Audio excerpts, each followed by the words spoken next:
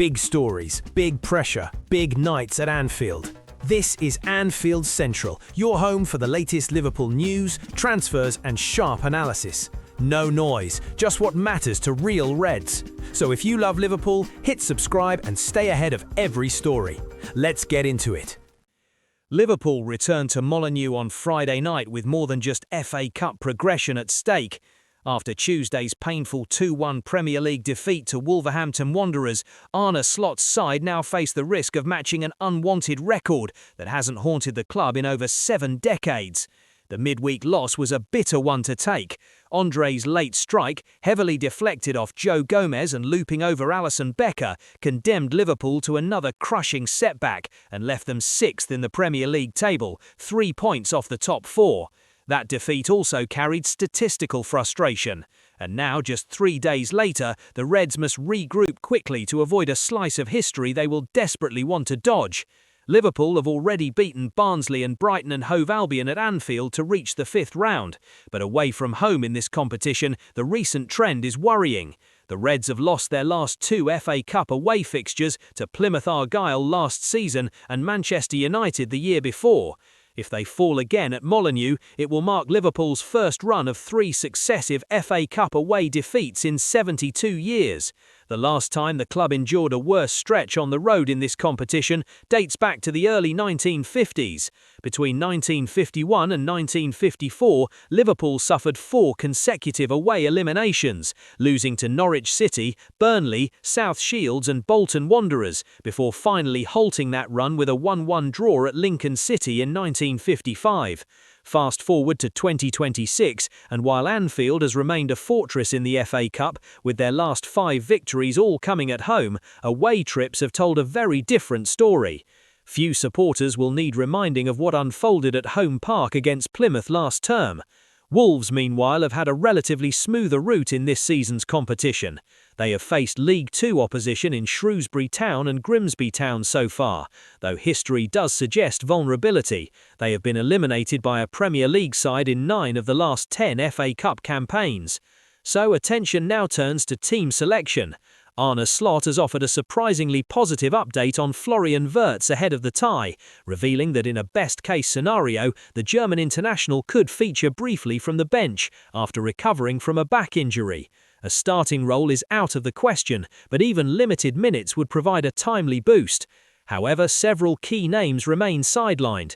Alexander Isak, Connor Bradley, Giovanni Leone and Wataru Endo are all unavailable through injury, limiting Slot's options in certain areas.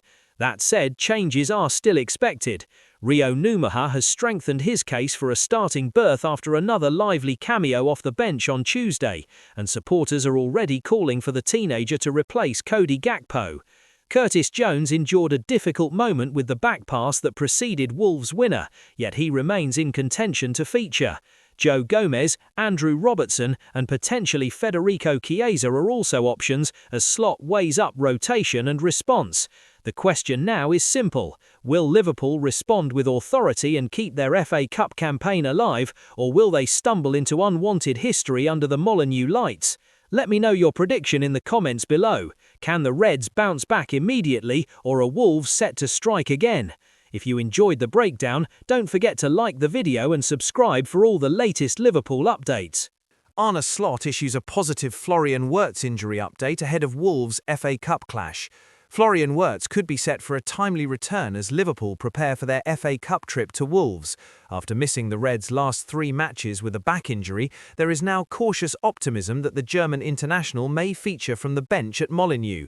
Wirtz has been sidelined since pulling up during the warm-up ahead of Liverpool's away fixture against Nottingham Forest last month. It was an untimely setback, especially during a crucial stretch of the season. But speaking in his pre-match press conference, Arne Slot delivered a measured but encouraging update. He trained half and half yesterday. He made the next step in his rehab, Slot revealed. Let's see where he is today, and he could be available tomorrow for a few minutes in the best scenario. It is far from a guaranteed return, and a place in the starting 11 is not under consideration. However, even limited minutes would provide a psychological lift ahead of a demanding run of fixtures. Slot also confirmed there are no fresh injury concerns following Tuesday's 2-1 defeat to the same opponent. Asked whether his squad had come through that loss unscathed, the Liverpool boss responded calmly, "Yeah, I think they did, until now they did. The only absentees remain the long-term injury cases. Connor Bradley, Alexander Isak, Giovanni Lazzoni and Wataru Embo continue to be sidelined, leaving Slot to manage his options carefully."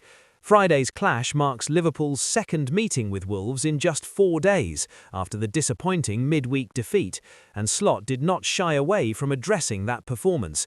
"It wasn't so difficult to analyse," he admitted. "A lot of ball possession for us without being able to create a lot of chances." He acknowledged it's a pattern that has surfaced more than once this season. "We had enough chances to win the game, and we didn't convert into goals," he explained. And not for first time this season, their first shot on target led to a goal. Slot described the turning point after conceding. "That was also the moment we started to realise we had to bring even more than before. From that moment on, we generated quite a lot of chances, scored, missed a few others, then a deflected shot went in. The late deflection proved decisive and painful. It was hard to take," Slot admitted, before shifting focus quickly. "But we are one day before another very important game for us. We analysed it, and we know we have to be better tomorrow. So now the spotlight turns back to Molineux. Can Liverpool respond immediately and keep their FA Cup ambitions alive? And could Florian Wirtz play a small but significant role in that response? Let me know your thoughts in the comments. Should Slot risk Wirtz for a few minutes or protect him for the bigger games ahead? If you enjoyed this update, make sure to like the video and subscribe for all the latest Liverpool news. Alexander Isak's injury update offers hint at the clearest timeline yet for his Liverpool comeback. The striker has been sidelined since December after suffering a broken leg in a heavy challenge from Mickey van der Ven during Liverpool's win away at Tottenham. Since then, he has undergone surgery and begun a long rehabilitation process. 2 weeks ago, Arne Slot confirmed that Isak had returned to light running at the AXA training centre. But even then, the Liverpool boss made it clear that a competitive return was still some way off. Now, according to reports in Sweden, Isak is not expected to be named in the national squad for their World Cup playoff against Ukraine. Sweden manager Graham Potter will announce his squad on March 18th, with the one-legged semi-final set for March 26th in Valencia. The winner of that tie will face either Poland or Albania on March 31st for a place at the World Cup, and Isak's likely absence strongly suggests he is not yet ready for that level of intensity. Slot had already hinted at this timeline back in February. It will be around that period of time, end of March, start of April, where he is hopefully back with the group, he explained. But he also urged caution. When you are back with the group, that is not to say you are ready to play, let alone start a game of football, Slot added, reminding supporters that Isak has been out for months. The Liverpool manager pointed to a previous long-term absence, noting that it took time for Isak to regain peak sharpness after returning. "Alex has been on the pitch, not with his football boots, but with his running shoes," Slot said. "The next step is doing work with the ball. Then the next step is to come into the group. Still, there is encouragement behind the scenes. It's nice that rehab goes well. That's a compliment to him and our medical staff," Slot concluded. So, while Sweden may move forward without him later this month, Liverpool fans now have a clearer picture. Late March or early April appears to be the realistic target, but match fitness will take longer. In the meantime, there is more immediate positive news. Slot has confirmed that Florian Wirtz could return in Friday's FA Cup 5th round with Wolves after progressing in his recovery from a back injury. He trained half and half yesterday. He made the next step in his rehab. Let's see where he is today, and he could be available tomorrow for a few minutes in the best scenario.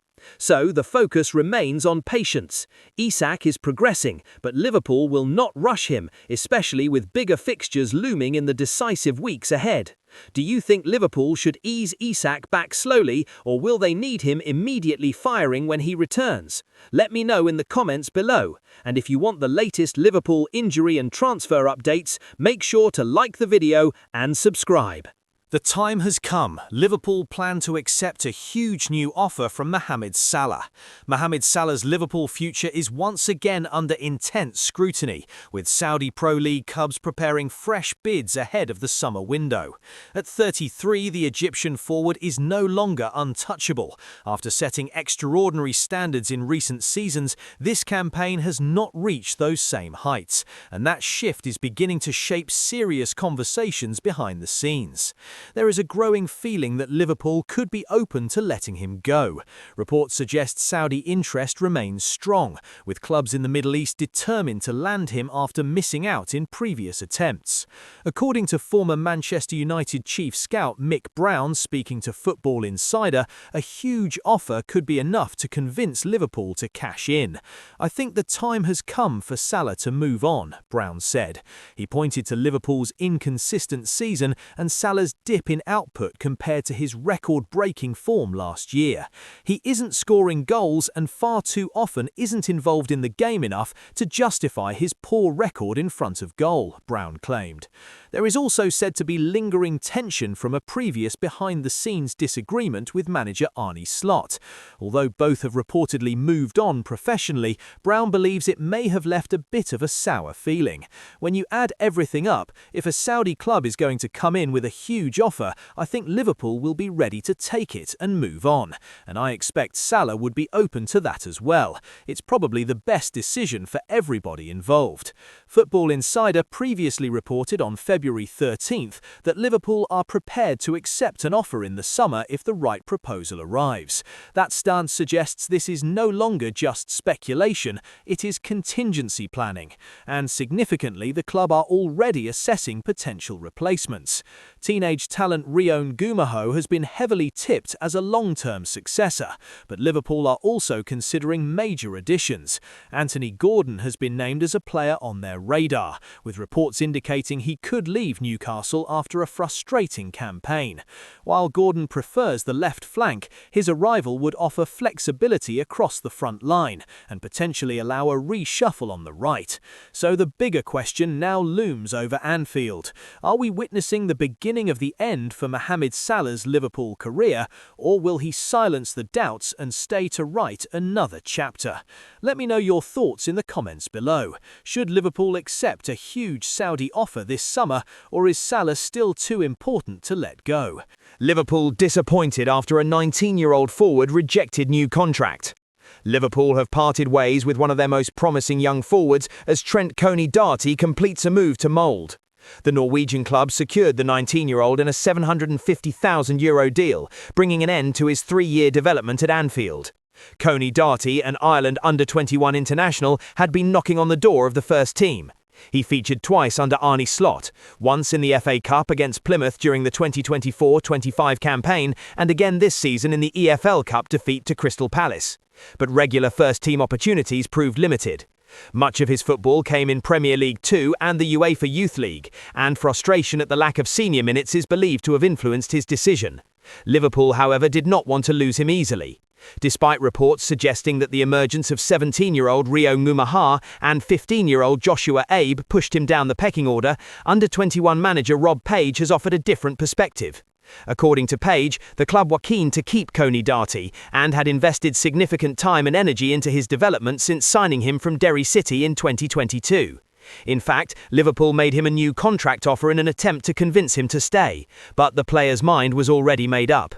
"We've lost a good player," Page admitted. "In this job, you're in it to develop players. He's decided to move on. We wanted to keep him. There was an offer of a contract," he continued, acknowledging the reality of academy football. "So disappointed to see him go, but that's life. That's development football. It gives others an opportunity now to step into his place." The move has also highlighted wider concerns within Liverpool's academy structure. Ngumaha is under contract until 2028, but questions remain over how quickly he will receive meaningful first-team minutes. Meanwhile, Joshua Abe has yet to sign his scholar terms and is attracting interest from Real Madrid and other clubs. There is also growing attention around Keyrol Figueiredo, whose contract runs until 2026, with PSV monitoring the USA under-20 striker closely. So, while Coney-Darty's departure may seem like a single transfer, it raises bigger questions about Liverpool's ability to retain top young talent. Have Liverpool made the right call, or is this one that could come back to haunt them? £26 million Brazilian midfielder passes Liverpool audition. Liverpool's midfield could be set for a reshuffle this summer, and one familiar name may have just reminded the Reds exactly why they were interested. Andre produced a standout performance as Wolverhampton Wanderers defeated Liverpool FC 2-1, scoring a dramatic late winner against Arne Slot's side. The Brazilian midfielder didn't just score the decisive goal, he dominated the midfield battle throughout the match. In fact, Andre arguably outperformed Liverpool's midfield trio of Ryan Gravenberch, Alexis Mac Allister and Dominic Szoboszlai on the night. His numbers were impressive.